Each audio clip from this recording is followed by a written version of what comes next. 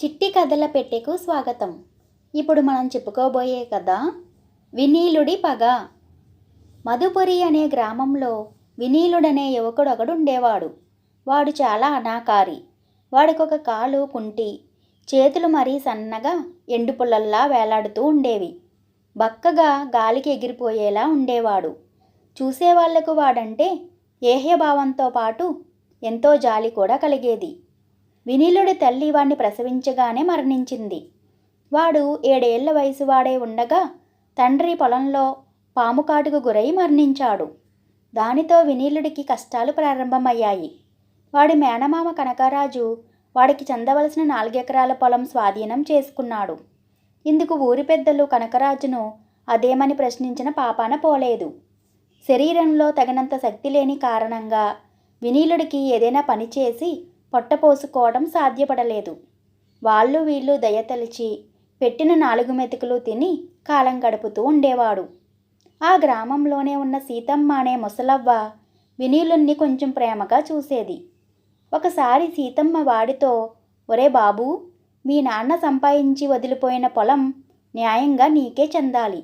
దాన్ని నీ మేనమామ అక్రమంగా స్వాధీనం చేసుకున్నాడు. నువ్వు ఆయన దగ్గరకు పోయి పొలం మీద వచ్చే పంటలో సగమైనా ఇవ్వమని అడుగు అని చెప్పింది. వినీలుడు మేనమామ దగ్గరకు పోయి పొలం సంగతి అడిగాడు. అందుకు కనకరాజు ఉగ్రుడైపోయి, ఇక ఏనాడు నా ఇంటి ఛాయలకు రాకు. నీకు పంటలో భాగం కాదు కదా, గుడ్డి గవ్వ కూడా ఇవ్వను, జాగ్రత్త అని మెడపట్టుకుని గింటేశాడు. వినీలుడు గ్రామ పెద్ద నారాయణదాసు వద్దకు వెళ్ళి తనకు జరిగిన అన్యాయం గురించి చెప్పుకున్నాడు. నారాయణదాసు కనకరాజును పిలిపించి వినీలుడి ఫిర్యాదు గురించి చెప్పి, ఇందుకు నీ జవాబేమిటి అని అడిగాడు. కనకరాజు నారాయణదాసును దూరంగా తీసుకుపోయి అతడి చేతిలో 100 వరహాలు పెట్టి, ఆ వినీలుడు నా మేనలుడే కావచ్చు, చూస్తున్నారు కదా, వట్టి అవిటి వెధవ. వ్యవసాయం వాడి వల్ల జరిగే పని కాదు. వాడికిప్పుడు 20 ఏళ్ళు. ఇంతకాలంగా ఎలా బతుకుతున్నాడో ఇక మీదట కూడా అలాగే బతకనివ్వండి అన్నాడు. నారాయణదాసు వినీలుణ్ణి దగ్గరకు పిలిచి, నువ్వనే ఆ పొలం నీది కాదు, కనకరాజుది. లేనిపోని గొడవలు తేకు. పొలం గురించి మరొకసారి ఫిర్యాదు చేశావో నిన్ను గ్రామం నుంచి బహిష్కరిస్తాను అన్నాడు. ఆ గ్రామంలో కాంతయ్య అనే పెద్ద రైతొకాయన ఉన్నాడు. ఆయనకు వసంత అనే కూతురుండేది. ఆమెది చాలా జాలిగుండే. గ్రామంలో అందరి చేత అవమానింపబడుతూ తిండి లేక పస్తులు పాలవుతున్న వినీలుడంటే ఆమెకెంతో సానుభూతి. వీలైనప్పుడల్లా రహస్యంగా ఆమె వినీలుడికి తినటానికేమైనా ఇస్తూ ఉండేది. క్రమంగా వసంతకు వినీలుడి పట్ల గల సానుభూతి ప్రేమగా మారింది. వినీలుడు అనాకారే గాని తెలివిగలవాడు, బుద్ధిమంతుడు. వసంత ఒకనాడు వినీలుడితో, నిన్ను పెళ్లాడదలిచాను. నీకు ఇష్టమే కదా, ఈ సంగతి మా నాన్నతో చెప్పి మన పెళ్లి జరిగేలా చూడు అన్నది చిన్నగా నవ్వుతూ. ఇది విన్న వినీలుడు పరమానందం చెంది వసంత తండ్రి కాంతయ్యతో సంగతి చెప్పాడు. కాంతయ్య ఉగ్రుడైపోయి వాణ్ణి కర్రతో బాది వారం తిరగకుండానే బలవంతంగా వసంత పెళ్లి మరొకరితో జరిపించాడు. ఇది జరిగాక వినీలుడు బతుకు మీద విరక్తి కలిగి ఏ క్రూరమృగానికైనా ఆహారం అయిపోదామని దాపులనున్న అరణ్యంలోకి వెళ్ళాడు. ఆ అరణ్యంలో అభయుడనే ముని ఉన్నాడు. ఆయన వినీలుణ్ణి ప్రశ్నించి సంగతి సందర్భాలు తెలుసుకుని, నాయనా, నువ్వు పుట్టినప్పటి నుంచి ఈనాటి వరకు నరకయాతనలు అనుభవించావు. సరే, ఇప్పుడు నీకొక సాయం చేయదలిచాను. నా దగ్గర 2 తిరుగులేని మంత్రాలున్నవి. అందులో ఒక మంత్రం మనసులో అనుకుంటే ఎటువంటి వ్యక్తి అయినా నిన్ను చూసి భయపడతాడు.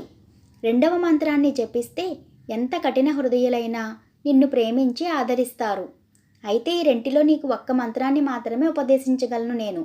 ఏ మంత్రం కావాలో కోరుకో అన్నాడు. వినీలుడికి తన ఆస్తి అపహరించిన మేనమామ, ఫిర్యాదు చేసినప్పుడు న్యాయం చేయని గ్రామ పెద్ద నారాయణదాసు, వసంత నుంచి తనను దూరం చేసిన కాంతయ్య గుర్తుకు వచ్చారు. వాడికి వాళ్ళ మీద పగ తీర్చుకోవాలన్న ఆలోచన కలిగింది. వాడు మునిని తనను చూసి ఎంతటి వారైనా భయపడే మంత్రం ఉపదేశించమని కోరాడు. ముని అలాగే చేశాడు. వినీలుడు తన గ్రామానికి వెళ్ళి ముందుగా తన మేనమామ ఇంటి తలుపు తట్టాడు. కనకరాజు తలుపు తెరచి వినీలుణ్ణి చూసి మండిపడుతూ, ఏరా అవిటి వెధవా, చెప్పాను కదా, మళ్ళీ ఎందుకొచ్చావు, పొలం గురించి అడగటానికా అన్నాడు. వినీలుడు జవాబు చెప్పకుండా ముని ప్రసాదించిన మంత్రం జపించాడు. ఆ మరుక్షణం వినీలుడు కనకరాజుకు మహాకాయుడైన రాక్షసుడిలా కనిపించాడు. కనకరాజు నోటమాట రాక వణికిపోతూ కుప్పలా నేలకూలి మూర్చబోయాడు. ఈ జరిగిన దానికి వినీలుడు చాలా సంతోషించి గ్రామ పెద్ద నారాయణదాసు కోసం రచ్చబండ దగ్గరకు బయలుదేరాడు.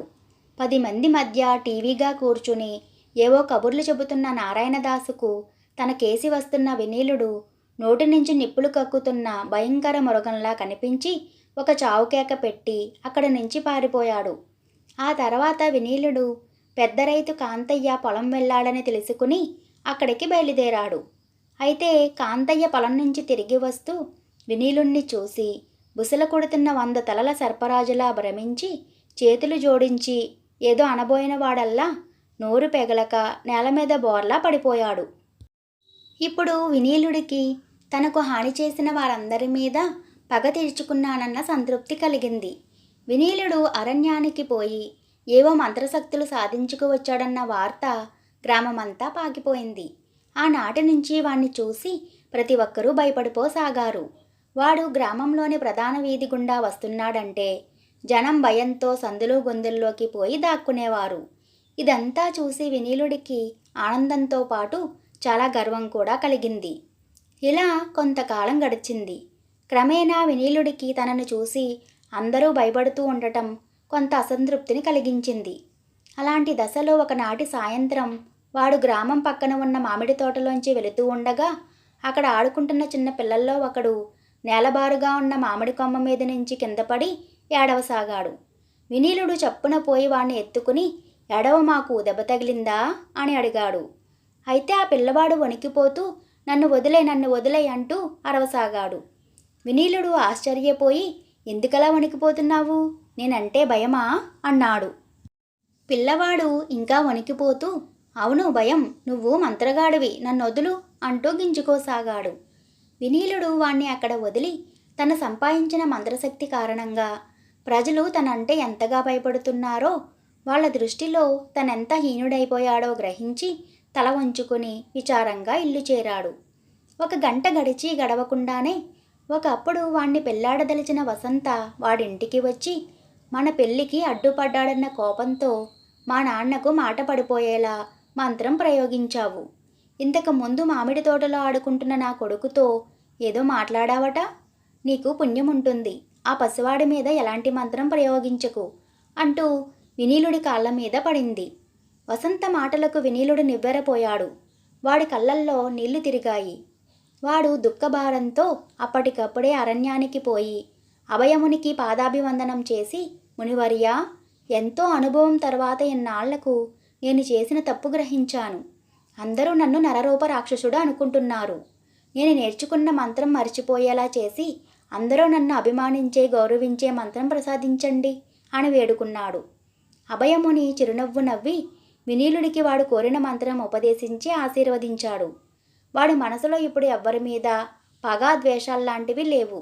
అయినా వాడు తిరిగి తన గ్రామానికి రాకుండా ఎక్కడైనా దూర ప్రాంతాన నలుగురి ఆదరణ అభిమానాలతో కాలం వెళ్ళబొచ్చటం మేలనుకుంటూ అరణ్య మార్గాన మరొక దిక్కుగా బయలుదేరి వెళ్ళిపోయాడు. ఈ కథ మీకు నచ్చినట్లయితే లైక్ చేయండి. మరి ఇలాంటి మరిన్ని కథల కోసం మన ఛానల్ని సబ్స్క్రైబ్ చేసుకోండి. మీ అభిప్రాయాలను కామెంట్ రూపంలో తెలియచేయటం మరవకండి. Thank you for watching.